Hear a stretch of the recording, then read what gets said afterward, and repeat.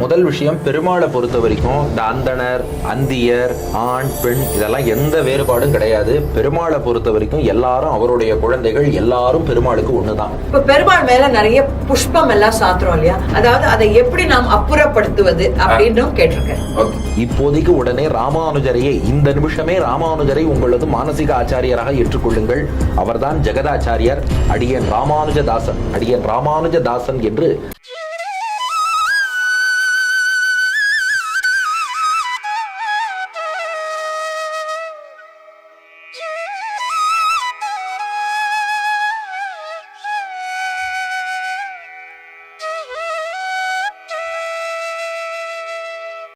நமஸ்காரம். ரத்னமாலா சேனல் மூலமாக டாக்டர் திரு வெங்கடேஷ் அவர்களிடம் உரையாடுவதில் மிக மகிழ்ச்சி அடைகிறேன். எனக்கு ரொம்ப நாளாக ஒரு சந்தேகம் இருக்குது. பிரபலமான கோவில்களில் நம்ம போனோம்னா அங்கே இருக்கிற புஷ்கரணியில் நம்ம இறங்கி காலை நினச்சிக்கிறோம், இல்லை சில இடங்கள்ல நம்ம தீர்த்தமாடியே பண்ணுறோம். ஆனால் அதே புஷ்கரணியில் தீர்த்தவாரி கண்டறிறதுக்கு பெருமாளும் அங்கேயே ஏழ்றார். இது சரியா? இதுதான் என்னுடைய சந்தேகம். ரெண்டு விஷயம். பெருமாளுக்கு தீர்த்தவாரிங்கிறது நதியிலையும் நடக்கும். நதியில தீர்த்தவாரி நடக்கும் பட்சத்துல இந்த கேள்வியே கிடையாது. அது ரன்னிங் வாட்டர், அது தூய்மை ஆயிடும். ஆனா ஒரு குளம், பொய்கை, புஷ்கரிணின்னு இருக்கு, அதுல நாம இறங்கி நீராடுறோம், அப்புறம் பெருமாளுக்கும் நடக்கிறதேனா அது அப்படி புரிஞ்சுக்க கூடாது. நாம இறங்கி நீராடி அதுக்கப்புறம் ஒரு தீர்த்தவாரி நடக்க போறதுன்னா அந்த பொய்கையை கட்டாயம் தூய்மைப்படுத்திடுவார். தூய்மைப்படுத்திட்டு அதுக்கப்புறம் தான் பெருமாள் அதுல இறங்குவார். அன்னி தேதிக்கு பெருமாள் இறங்கறதுக்கு முன்னாடி நாம அந்த பொய்கையில இறங்கக்கூடாது, அது அலோ பண்ண மாட்டான். பெருமாள் தான் முதல்ல தீர்த்தவாரின்னு அதுல கண்டருள்வார். அதுக்கப்புறம் பெருமாளுடைய திருமேனிப்பட்ட தீர்த்தத்துல நாம ஸ்நானம் பண்ணி நம்மை தூய்மையாக்கி கொள்கிறோம். மேலும் நீங்க சொல்ற மாதிரி ஒரு புனித தலம் புஷ்கரிணியில காலை நினைக்கிறோம், புரோட்சிக்கிறோம், அப்படி பண்ணக்கூடாது. முதல்ல ஒரு புண்ணிய தீர்த்தம், ஒரு புஷ்கரிணி இருக்குன்னா முதல்ல அந்த தீர்த்தத்தை தலை மேல தெளிச்சுக்கணும். தலையில புரோக்ஷணம் பண்ணிட்டு தான் அதுல இறங்கணும். அதுல ஆச்சமனம் பண்ணணும் ரூல்லாம் வேற இருக்கு. அதனால ஒரு பொய்கைனா அவ்வளவு ஈஸி கிடையாது. அத முதல்ல தலையில அந்த தீர்த்தத்தை சுமந்து அதுக்கப்புறம் தான் நாம அதுல இறங்கணும்னே சொல்லியிருக்கா. அதனால அந்த மாதிரி பெருமாளுக்கு தோஷங்கள் வரும்படியாக பண்ண மாட்டாங்க. ஓகே. அப்புறம் இந்திரா அப்படின்றவர் யூஎஸ்ஏல இருந்து கேட்டிருக்கார். நமஸ்காரம் ஸ்ரீ உவ வெங்கடேஷ் சுவாமின். எனக்கு ஒரு சின்ன டவுட்டு. நம்மளுடைய வைஷ்ணவ சம்பிரதாயத்துல பரண்யாசம் ஆகிட்டா அவ மோட்சத்துக்கு போயிடுவா. அப்படி இல்லாதவா அவ கர்ம வினையை அனுபவிக்கிறதுக்கு திருப்பியும் பிறவி எடுத்து வேற ஒரு ஜென்மத்துல அதை அனுபவிச்சுட்டு அது முடிஞ்சதும் அவ மோட்சத்துக்கு போவான்னு சொல்ற மாதிரி நம்ம சொல்றோம். ஆனா இதுக்கு நடுவில் அந்த நரகம்ன்ற கான்செப்ட் எங்க வருது? ஏன்னா ஆழ்வார்கள் சொல்லியிருக்கா, அதே போல அது கருட புராணத்துல இருக்கு.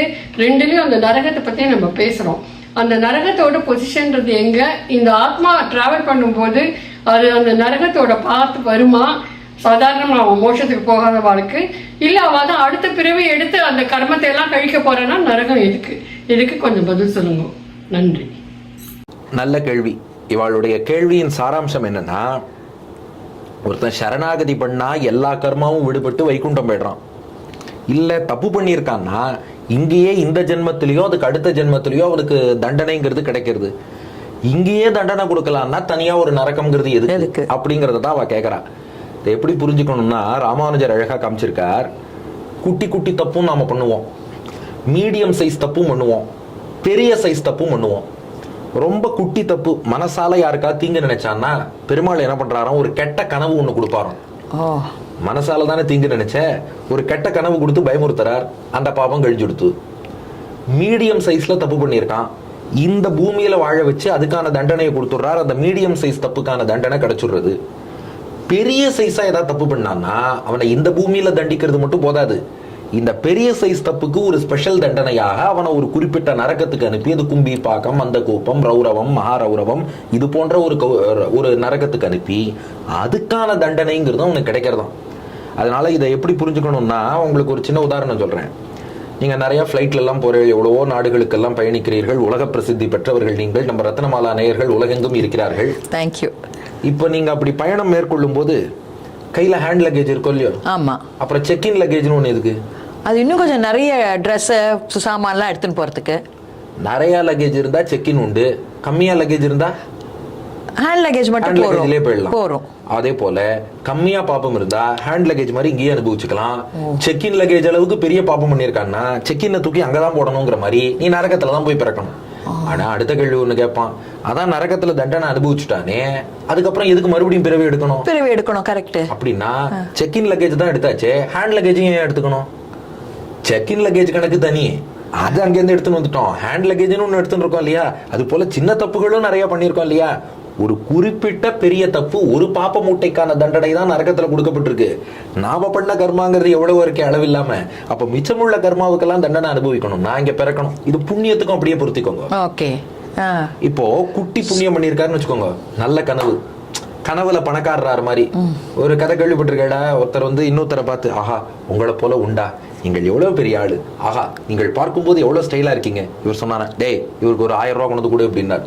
சார் நீங்க தான் சார் பேரழகர்னார். இவருக்கு 10,000 கொண்டு கொடு அப்படின்னார்.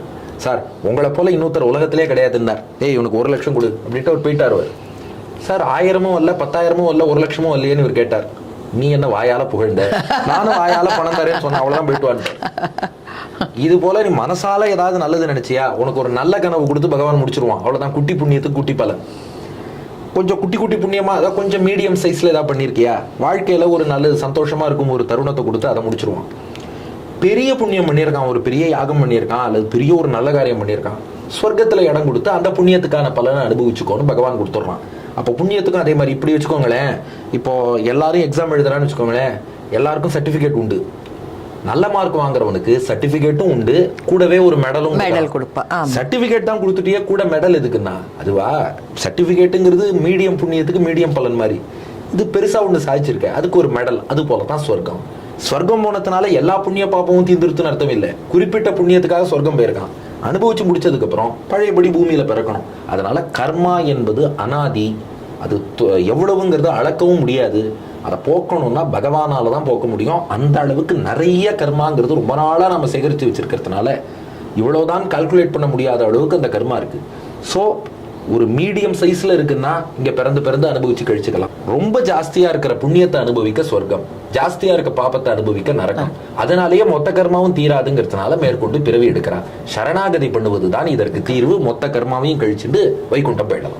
இது தவிர 2 பேர்கள் வந்து வீடியோ எங்களுக்கு பழக்கம் இல்லை, அதனால நாங்க வந்து கேள்விகளை அப்படியே எழுதி அனுப்புறோம் அப்படின்னு சொல்லிட்டு அவ எழுதியிருக்கா.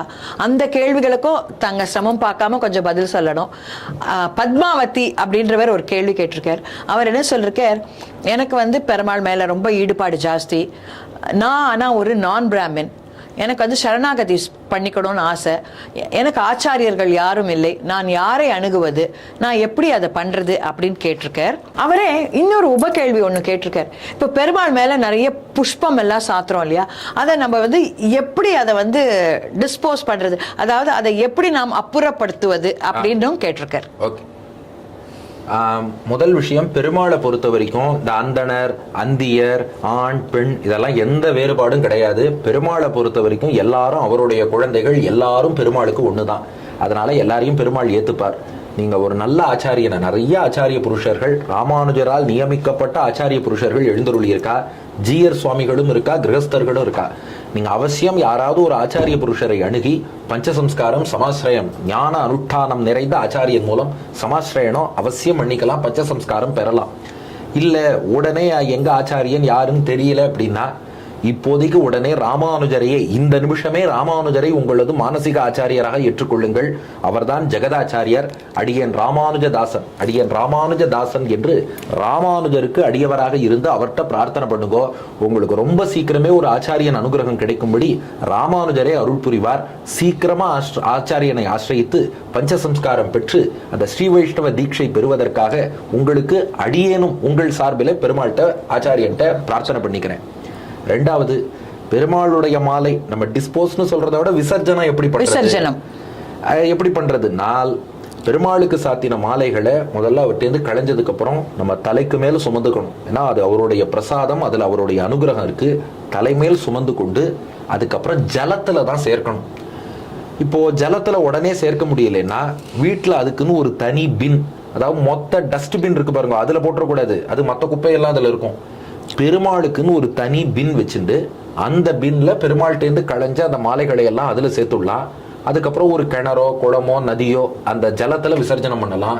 ஆனா இன்னைக்கு நதிக்கெல்லாம் எங்க போறது, நாங்களே பிளாட்ல இருக்கோம் அப்படின்னா அப்ப நீங்க என்ன பண்ணலாம்னா ஒரு மரத்தடியிலையோ அல்லது கால்படாத ஏதோ ஒரு இடம் அதுக்குன்னு வச்சுட்டு ஒரு செடிக்கடியில, மரத்துக்கடியில, துளசி செடிக்கடியில அந்த மாதிரி ஒரு இடத்துல அதை சேஃபா சேர்த்துடணும். அப்படி விசர்ஜனம் பண்ணும்போதும் மனசுக்குள்ள இதை ஜலத்தில் சேர்க்கிறேங்கிற எண்ணத்துல போடணுமா. அடியனுடைய ஸ்ரீபாஷ்யாதி ஆச்சாரியன் டாக்டர் சிவே கருணாகராச்சார சுவாமி சாய்ச்சது. ஏன்னா ஒரு சில அனுஷ்டானங்கள்லாம் நம்ம புஸ்தகத்தை படிச்சு தெரிஞ்சுக்க முடியாது, ஆச்சாரியனுக்கு கூட இருந்து கைங்கரியம் பண்ணா புரியும். சுவாமி எப்போதும் என்ன பண்ணுவார்னா, எங்கேயாவது ஒரு இடத்துல தங்குறோம், இந்த மாலை அந்த மாதிரி சேர்க்க முடியாத இடம் இருந்ததுன்னா சொல்லுவார், அந்த இடத்துல போட்டுடு, ஆனா போடும்போது மனசுக்குள்ள ஜலத்துல போடுறேன்னு நினைச்சுட்டே போடுவார். அதனால ஜலத்தில் சேர்க்கிறோங்கிற எண்ணத்தோட அந்த மாதிரி ஒரு இடத்துல சேர்த்துடலாம். ஓகே.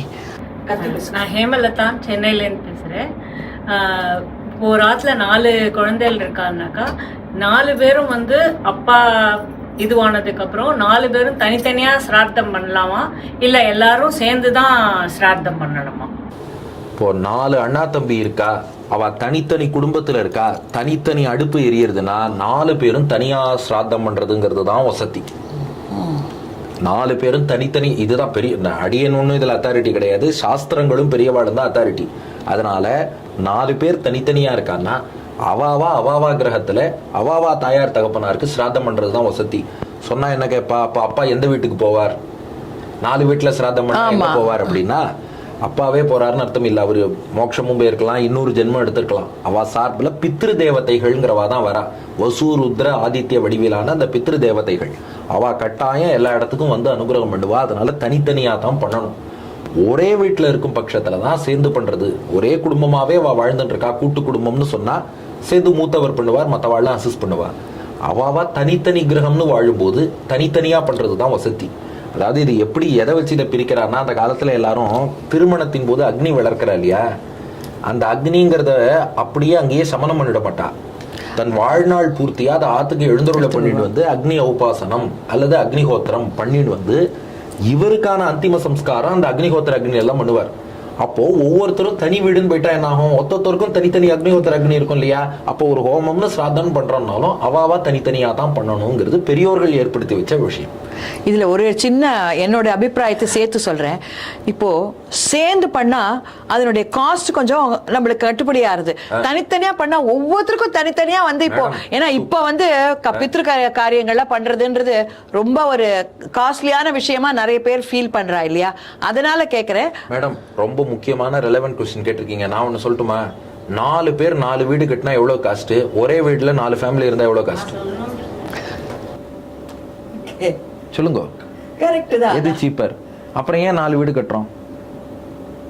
அதுக்கு பதிலே கிடையாது சார். இல்ல மேடம், வசதியா வாழணும்னு ஆசைப்பட்டா அதுக்கு நம்ம செலவு பண்றோம். ஒரே கார் அண்ணா தம்பி 4 பேர் சேர்ந்து யூஸ் பண்ணலாம்னு நினைச்சு அட்ஜஸ்ட் பண்ணி யூஸ் பண்ண முடியும். ஆனா ஆளுக்கு 4 கார் வாங்கிக்கிறோம். என்ன காரணம்னா எங்களுக்கு சௌகரியம் வேணும். ஏன் ஒரே வீட்லயே இருக்கிறவா கூட என்ன பண்றா, இல்ல உனக்கு தனி அடுப்பு எனக்கு தனி அடுப்புன்னு நான் வச்சுக்கிறேன் அப்படி இருக்கிறவா இருக்கா. என்ன காரணம்? எனக்கு கன்வீனியன்ஸ். அதாவது நமக்கு சௌகரியம்னு சொன்னா சௌகரியத்துக்கு நாம எல்லாமே பண்றதுக்கு தயாரா இருக்கும். ஆனா அதை சாஸ்திரம்னு சொல்லும் போது நமக்கு பண்றதுக்கு ஒரு தயக்கம் வருது. அதுதான் விஷயம். இப்ப நம்ம செலவு பண்ணாம சரி மேடம், இப்போ இன்னொரு கேள்வியே கேட்கறேன். இப்போ கல்யாணத்துல வைதிக செலவுங்கிறது எவ்வளவு ஆறுது? மற்ற டெக்கரேஷன்ல இருந்து, கல்யாண மண்டபத்துல இருந்து, இன்விடேஷன் அடிக்கிறதுல இருந்து, சுத்தி இருக்கவாளுக்கு ட்ரெஸ் வாங்குறதுல இருந்து எவ்வளவு செலவாருது? ஒரு ப்ரொபோர்ஷன் சொல்லுங்க. ரொம்ப ஜாஸ்தி தான். வைதிக செலவு 1% கூட கிடையாது வைதிக செலவு. வாத்தியாருக்கு ஒரு 20,000 ரூபாய் சம்பாவனை கொடுக்கறதுக்கு 20,000 ரூபாய் கேட்கறாருன்னு அங்க அவன் பண்ண செலவு 20 லட்சத்துக்கு மேல இருக்கும். பண்ற கல்யாணத்துக்கு எவ்வளவு செலவு? மேலேயே ஆகும்.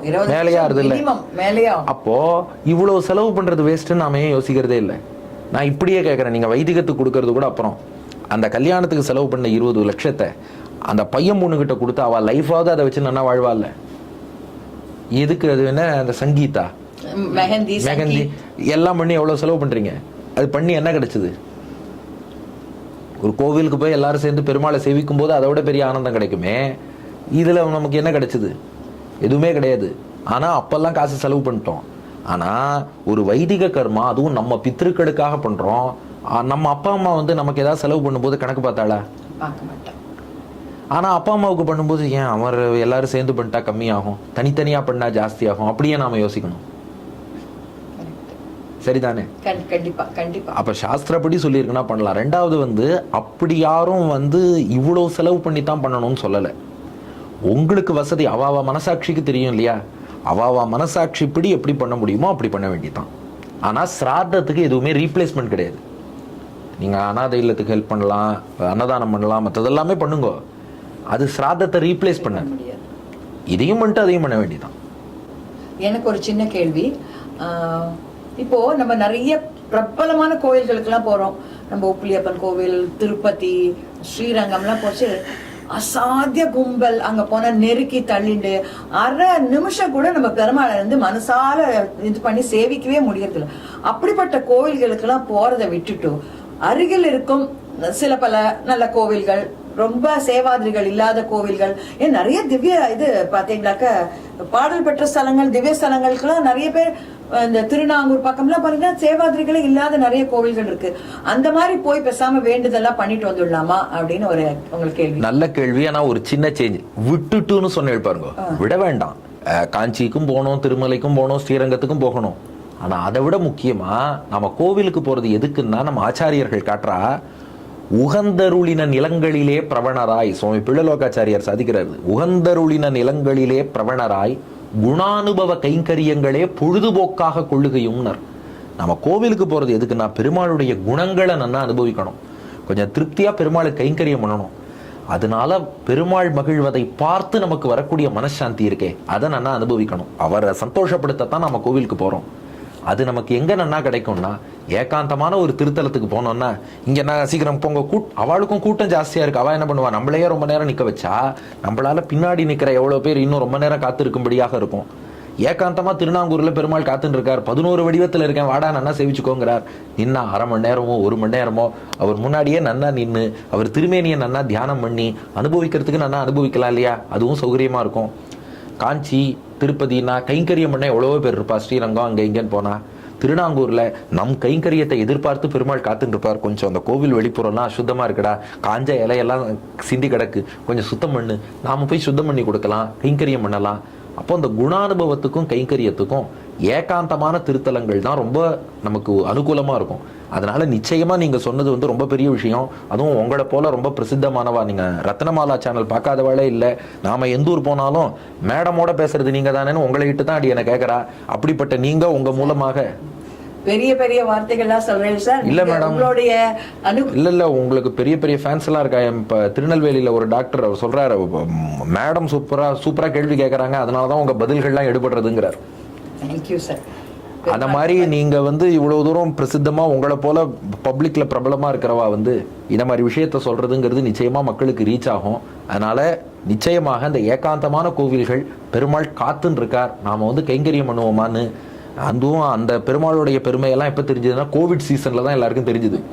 எல்லா சன்னதியும் அப்ப சாத்திட்டா, அட்லீஸ்ட் அந்த பெருமாளாவது ஏகாந்தமா இருக்கார், அங்க கூட்டம் இல்லாம இருக்கு, சரி அப்படியே போய் கொஞ்சம் எட்டி பார்த்துட்டு வரலாம் அப்படின்னு அந்த பெருமாளை தான் எல்லாராலையும் சேவிக்க முடிஞ்சது. கோவிட் டயத்துல தான் மக்களுக்கே அச்சுச்சோ இப்பெல்லாம் கோவில் போகாம இருந்துட்டோம், கோவிலை சாத்திட்டான்னு தான் ஐயோ இழந்துட்டோமேங்கிற உணர்வு அப்பதான் எல்லாருக்கும் ஏற்பட்டது. அதுதான் இப்போ அடியனே கும்பகோணத்துக்கு பக்கத்துல புள்ளம்பூதங்குடி, நந்திபுர விண்ணகரம், ஆதனூர், இது போன்ற சின்ன சின்ன திருத்தலங்கள்லாம் அடிக்கடி சேவிப்பேன். இப்போ எங்க நாச்சியார் கோவிலோ ஒப்பிலியப்பன் கோவிலோ அதெல்லாம் நல்லாவே கூட்டம் வரும். அமுதன் சன்னதி, சார்கபாணி சன்னதினாலும் ஓரளவு மக்கள் வருவா. ஆனா கொஞ்சம் கும்பகோணத்துக்கு வெளியில இந்த பக்கம்லாம் போனேன்னா கூட்டம் கொஞ்சம் குறைவா இருக்கும். கோவில்கள் திருவள்ளியங்குடி இருக்கு, இது போல நிறைய, அப்புறம் ஒன்று சொல்லி ஒன்று சொல்லாம விட்டுட போறோம், நிறைய இருக்கு, நிறைய கோவில்கள் இருக்கு. அப்ப நாம என்ன பண்ணணும்னா அந்த மாதிரி கோவில்களுக்கு போனா ஒரு கைங்கரியமும் நமக்கு கிடைக்கும், நின்று நிதானமா பெருமாளையும் அனுபவிக்கலாம், சேவிச்சுட்டு வந்து மனசுல ஒரு நிம்மதி இருக்கும். இந்த திவ்யதேச யாத்திரைன்னு சும்மா டிக்கடிக்கிறதுக்காக எல்லாம் போயிட்டு வந்துட்டேன்னு சொல்றதை விட ஒரு நாள் உட்காந்து அல்டிமேட்டா எல்லாரும் நிம்மதியை தானே வாழ்க்கையில விரும்புறா, அந்த நிம்மதியை அந்த பெருமாள் நிறைய கொடுப்பார். அதுக்காக சின்ன கோவில்னா பெருமாளுக்கு பவர் கம்மின்னு அர்த்தம் இல்லை. ராமானுஜரே காட்டியிருக்கார், அதாவது எந்த இடத்துல இருந்தாலும் நஸ்தானதோபி பரஸ்ய உபயலிங்கம் சர்வத்ரஹி, பெருமாள் எங்க இருந்தாலும் ஃபுல் பவர் உண்டு. திருப்பதி பெருமாளுக்கு என்ன பவர் உண்டோ உங்க ஊர் கோவிலில் உள்ள பெருமாளுக்கு அதே பவர் உண்டு. வைகுண்டத்தில் உள்ள பெருமாளுக்கு என்ன பவர் உண்டோ நம்ம ஆத்துல உள்ள சாலக்கிராம பெருமாளுக்கும் அதே பவர் உண்டு. அதனால தாராளமாக பெருமாளை எங்க சேவிச்சாலும் அவர் பெருமாள் தான் எல்லா அனுகிரகமும் பண்ணுவார். அடியேன் CS ரவின்னு டி நகர் சென்னையிலேருந்து பேசுகிறேன். எனக்கு ஒரு கேள்வி, ரொம்ப நாளாக கேள்வி. இந்த பரிகாரங்கள்லாம் நிறைய பண்ணுறோம், இதை நம்ம வைணவ ஸ்தலங்கள் இந்த சின்ன சின்ன நிறைய ஸ்தலங்கள் இருக்குது, திருப்பதி, காஞ்சி அந்த மாதிரி இல்லாமல் சின்ன சின்ன ஸ்தலங்கள் இருக்குது. இப்போ இந்த உபன்யாசக்காரால் இவ்வளோ உபன்யாசம் பண்ணுற இடத்துல இந்த மாதிரி பரிகாரங்களை எங்கெங்கே பண்ணால் பெட்டராக இருக்கும்னா அந்த கோயில்களும் கொஞ்சம் நம்ம இது நல்லா வளருமே அப்படின்னு ஒரு இது இருக்குது, ஆதங்கம் இருக்குது. அதை நீங்கள் எப்படி பார்க்குறீங்க?